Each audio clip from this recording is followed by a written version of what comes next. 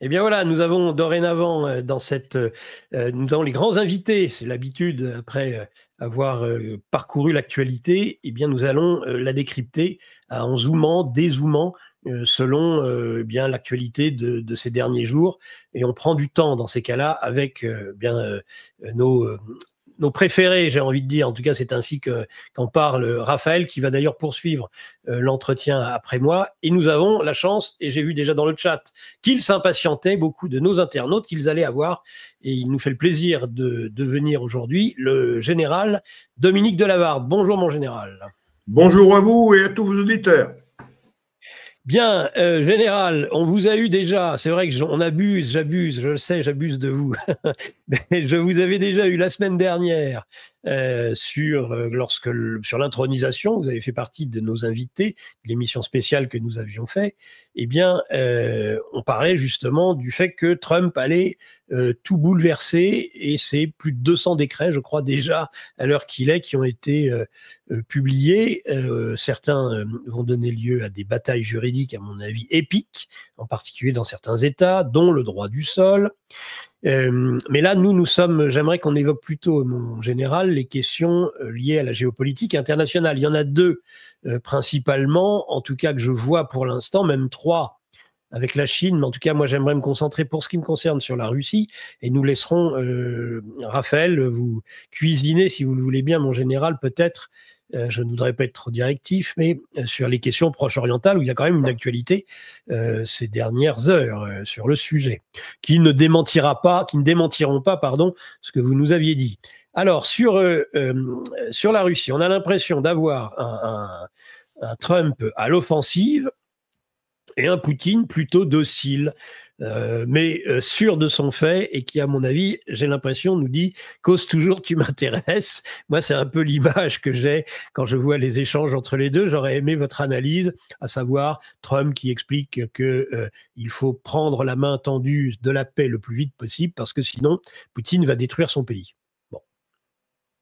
Oui, bon, je suis un petit peu de votre avis, hein, c'est-à-dire que Poutine, il n'est pas né de la dernière pluie, il a un quart de siècle de pouvoir, il a vu passer des présidents US, il n'en a pas vu passer qu'un, hein, il en a vu passer 4 ou 5. Hein, donc, bon, lui, il prend ça avec philosophie, hein, et il dit effectivement, dans sa barbe, cause toujours, tu m'intéresses. Hein, c'est tout à fait ça. Bon, Poutine n'a pas changé ses objectifs, il n'a pas changé sa manière de voir la résolution du conflit à ses conditions. Hein, ces conditions, d'ailleurs, n'ont pas changé depuis 3 ans, hein, depuis qu'il les avait proposées en décembre 21. Hein. Donc, alors maintenant, elles ont légèrement évolué parce que la situation sur le terrain a évolué et qu'il faudra bien en tenir compte. Hein, mais sinon, pour le reste, c'est toujours, hein, la dénazification de l'Ukraine, changer je veux dire, dénazification de l'Ukraine, et puis récupérer les territoires. Enfin, c'était pas dans ses objectifs initiaux, hein, récupérer les territoires qu'il a conquis, hein, il va les garder, hein, ça c'est clair. Il l'a dit, il l'a répété à plusieurs reprises. Hein, et on ne fait pas mourir quelques dizaines de milliers de soldats pour rien. Hein, donc voilà. Et puis il faudra que l'Ukraine renonce pour toujours à rentrer dans l'OTAN. Mais bon, je pense que l'OTAN est aujourd'hui en difficulté. Hein, on ne peut que le constater. Hein, Trump n'est pas un grand fan de l'OTAN. Il va bien être obligé quand même de composer avec l'OTAN, mais c'est pas un grand fan de l'OTAN, et il ne va pas, en tout cas, renforcer l'OTAN dans les 4 années de son mandat, s'il arrive à en faire 4. Parce que là encore, hein, moi, je suis toujours très inquiet sur ces présidents qui veulent faire, qui ont des grands projets. Hein. Kennedy aussi avait de grands projets. Hein. Il n'a pas pu les réaliser, hein, et il a été empêché avant la fin. Hein. Donc, Trump sera, à mon avis, en difficulté dans les semaines et les mois qui viennent. Alors, quand je dis dans les semaines et les mois qui viennent, hein, oui. Trump a eu l'habileté de préparer à l'avance, chose qu'il n'avait pas fait lors de son premier mandat, hein, ces 200 décrets. Et là, il a bousculé tout l'État profond, il a bousculé les médias, il a bousculé tout le monde. Hein, et ils ne savent plus, ces braves médias, ils ne savent plus quoi critiquer. Il y a tellement de choses à critiquer, il y a tellement de choses. Et dans l'avalanche que Trump a réussi à faire, il a quasiment neutralisé, au moins pour un temps, en les stupéfiant, en les choquant, le monde entier, quoi. Le monde entier a été choqué par ces histoires de canal de Panama, de Groenland, d'annexion du Canada, enfin, ou de... Oui, 51e État. Voilà. Donc, bon, il a réussi à faire ça. Cela dit, il n'a pas encore tout réussi. Et pour réussir, il a besoin de ce que j'appelle ses 3 mousquetaires autour de lui.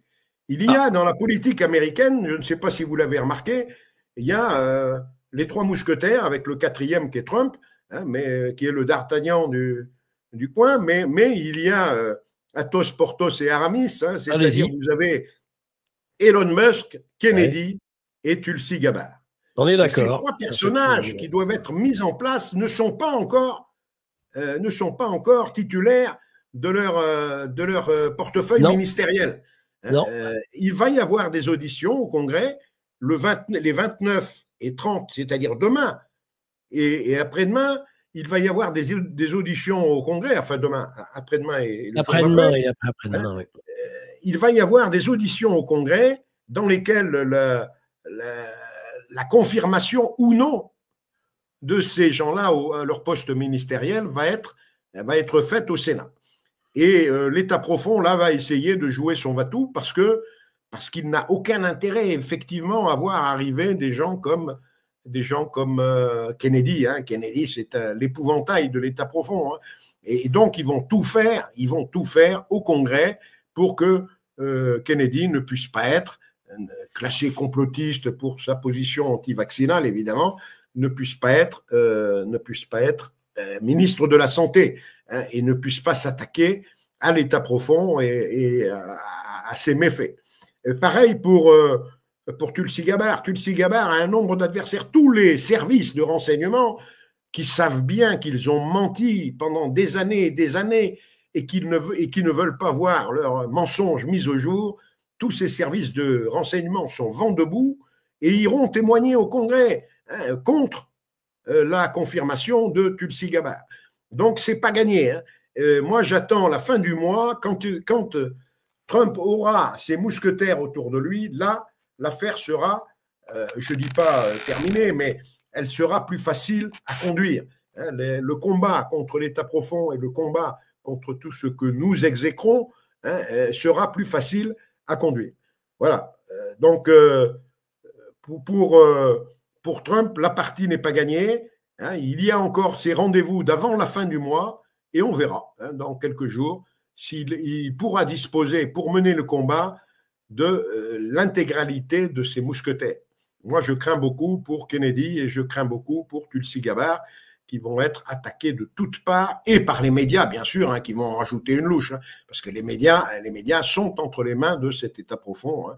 Les médias, pas seulement américains, hein, on le voit chez nous. Hein. Chez nous, c'est stupéfiant de voir nos médias, hein, tous sur la même longueur d'onde, tous contre Trump, contre Elon Musk, contre Tulsi Gabbard et contre Kennedy. Hein.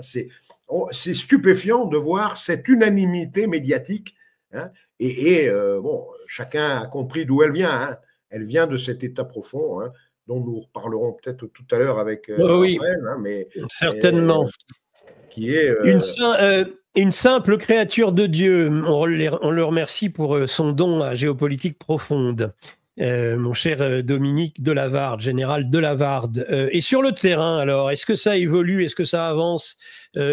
En tout cas, sur le terrain des négociations, Poutine dit qu'il est prêt à rencontrer dès demain Trump. Je crois que sur le terrain, de toute façon, le rouleau compresseur russe continue à faire son travail. Hein. Oui. Moi, ce que je pense, c'est que la bataille se gagne tranquille. Les Russes avancent à peu près dans tous les secteurs du front. Hein. Il y a de temps en temps les Ukrainiens réussissent une fabuleuse contre-attaque et réussissent à reprendre quelques centaines de mètres carrés. Hein. Pour les Russes, c'est tous les jours des dizaines de kilomètres carrés qui tombent dans leur escarcelle. Non, cette offensive continue. Et Poutine, c'est très bien. Poutine, je le répète, hein, il n'a pas intérêt à terminer trop vite. Hein. Ouais. Pour l'instant, les Occidentaux sont à la peine sur le plan économique. Et je le répète, c'est mon dada depuis le début. Hein. Cette guerre, elle sera gagnée sur le plan économique. Alors, les médias font tout un tas de mousses sur les miracles que l'arrivée de Trump a réalisé sur le plan économique. Enfin, tout ça, c'est virtuel. Hein. La dette américaine reste ce qu'elle est. Elle est aujourd'hui à 36 000 et quelques milliards de dollars. Elle n'arrête pas d'augmenter dans des proportions incroyables. Les déficits commerciaux restent toujours les mêmes. Moi, ce que je vois aussi, hein, c'est que sur le plan économique, qui est le point clé de cette guerre, hein, et c'est ce plan économique qui permettra de désigner le vainqueur et qui permettra d'affaiblir pour longtemps son challenger. Hein. Pour moi, ceux qui sont en train d'être affaiblis pour longtemps, c'est l'UE, bien sûr, hein, en premier lieu, mais c'est aussi l'Amérique. Hein. L'Amérique dont la dette continue à se creuser jour après jour. Hein, et ça, qu'on le veuille ou non, ce mur de la dette, il arrivera un jour. Hein. Alors, on ne peut pas faire de la dette comme ça éternellement, hein, sans que la sanction tombe. Et la sanction tombera. Hein. Alors, on nous dit que l'Europe est en train de se préparer, qu'elle va créer de nouveaux moyens, une nouvelle défense, et qu'elle sera demain plus forte qu'elle l'a été hier. Tout ça, c'est du blablabla. L'Europe, elle n'est pas plus prête aujourd'hui qu'elle ne l'était en 2022. Pas plus prête. Elle est incapable de mener la guerre seule, sans les États-Unis. Et les États-Unis, aujourd'hui, sont occupés sur un nombre de fronts tel qu'ils n'y arrivent plus. Hein, il y a bien sûr le front, vous l'avez dit dans ces décrets, il y a le front intérieur avec la frontière sud et qu'on vient de garder. Il faut des soldats, et puis il n'en faut pas qu'un peu, il en faut des milliers. Hein, et puis il y a les autres fronts, hein, le front asiatique qu'il ne faut pas laisser tomber avec Taïwan, la Corée, le Japon. Et puis, avec le front de Gaza, bien sûr, hein, et du Moyen-Orient, qui est devenu un bourbier pour Trump et pour l'Amérique. Et puis, toujours ce front ukrainien qui reste là, quoi. Donc, l'Amérique n'y arrivera pas. Elle n'a pas les moyens non plus financiers. Hein. Elle ne peut pas à la fois miser sur l'intelligence artificielle, faire des centaines de milliards de dollars qui reposent sur rien, hein, de dettes supplémentaires, hein, pour investir dans des nouvelles technologies. Bon, tout ça, on est dans la communication, hein, que l'Occident sait bien faire. C'est à peu près la seule chose qu'on sache encore à peu près faire, mais qui ne convainc, que cette communication ne réussit pas à convaincre les gens qui ont un cerveau, quoi, hein, et qui regardent les faits. Hein, les faits sont là. Hein, l'Occident s'affaiblit. On va le voir. Hein, dans un mois, on a les élections en Allemagne. On va bien voir ce que ça va donner. Hein. Mais je crains fort pour M. Scholz qu'il ne soit pas à la fête. Hein. Et puis chez nous, bon, le gouvernement, il tient bon an, mal an, il va tenir jusqu'au mois de juin, peut-être même pas. Et ça va se terminer, mal pour nous, quoi. Hein. Bon, c'est comme ça. Donc Poutine, lui, il observe tout ça, il compte ses points, il sait que le temps travaille pour lui, il laisse du temps au temps, il économise ses forces et il avance tous les jours. Hein, et en face, ça s'effondre un petit peu tous les jours. Hein. Alors, il y en a qui trouvent que ça prend du temps, c'est vrai, ça prend du temps, mais ça prend du temps, si on veut vaincre durablement son adversaire, ça prend du temps. Hein. Et il aurait pu gagner beaucoup plus vite en lâchant 3 000 ou 4 000 avions sur l'Ukraine et en rasant tout, hein, à la méthode américaine. Bon, il a choisi une autre méthode, hein, qui est la méthode d'attrition. Hein. Ceux qui veulent se battre, eh bien qu'ils viennent. Et il le fait progressivement et en gagnant simultanément non seulement la bataille militaire, mais la bataille économique. C'est capital. Alors, une autre chose que je voulais dire sur le plan économique, hein, c'est que j'ai regardé hier les derniers chiffres de la dette américaine. Alors là, cette dette détenue par les pays étrangers. Détenue par les pays étrangers. Pendant très longtemps, cette dette a été détenue par la Chine. La Chine détenait 1300, 1400 milliards de dettes américaines, de bons du Trésor américain. Oui, la Chine s'est aperçue il y a quelques années déjà qu'il était grand temps de faire attention à ce qu'elle faisait, et donc elle a commencé à se délester progressivement de ces dollars. De la première place, elle est passée à la seconde, derrière le Japon, et elle, chaque mois, je le vois tous les mois, hein, parce que c'est un chiffre que je suis de très près, ouais. Hein, chaque mois, la part de la Chine dans la dette américaine se réduit. Et aujourd'hui, la Chine n'est plus première, on l'a dit, elle n'est même plus seconde, ou à l'heure où on parle, elle est rattrapée par un autre pays, hein, je vous le donne en mille. Quel est le pays qui a rattrapé la Chine pour la dette américaine? Eh bien, la France. Hein? Ah non, c'est le Royaume-Uni. C'est le Royaume-Uni. C'est le Royaume-Uni. Le Royaume-Uni vient avec plus de battre son record de détention de la dette américaine de tous les temps, avec 765 milliards de dollars de dette américaine. Et puis la France aussi, mais modestement, ça vient tenir sa part dans le soutien du dollar américain. Je rappelle que la France détenait, lors de l'arrivée d'Emmanuel Macron au pouvoir, 77 milliards de dollars de dette américaine, et que malgré son endettement déjà massif, nous en avons racheté, et qu'aujourd'hui nous sommes à plus de 300 milliards. Ah bah tiens donc. 77 à 300 milliards aujourd'hui. Hein, nous sommes parmi les premiers pays créanciers de l'Amérique. Donc, voilà, il faut bien tenir compte de tous ces phénomènes. Alors, en fait, on est à la fois créancier et débiteur, hein, puisque c'est je te tiens, tu me tiens par la barbichette, hein, et les fonds de pension américains détiennent une très large part de notre CAC 40 et de notre économie, ce qui fait que de nous, qu'on a perdu notre souveraineté. Hein. On est toujours des valets de son créancier. Oui, on est toujours soumis à son créancier, et le créancier aujourd'hui, c'est l'Amérique, et nous, on est avec ce qu'on détient de leur dette américaine, qu'on est obligé d'acheter, que l'Amérique nous oblige à acheter, bien qu'on soit déjà endetté, donc on l'achète avec de la dette. C'est pas possible autrement. Voilà quoi. Donc la France creuse sa dette, creuse sa tombe, hein, toute seule, et on laisse faire. Et Poutine voit tout ça, il compte les points, il va gagner du temps. Il va gagner du temps, parce que le temps travaille pour lui. Et vous appelez à la mise en place d'un euro numérique. Absolument, absolument. Nos élites déroulent leurs plans contre nous. Mais nous aussi on a des plans contre eux. Déjà au travers de nos émissions avec une revue de presse économique pour faire le point avec vous, puis dans notre revue mensuelle avec des analyses financières et des solutions de décentralisation, et surtout dans notre stratégie anti-CBDC. Plus de 3 heures de contenu exclusif et gratuit pour apprendre concrètement à préserver votre épargne. Au programme, protection anti-crise, anti-banque, anti-État et bien d'autres solutions. Le temps joue contre nous, mais on peut se défendre.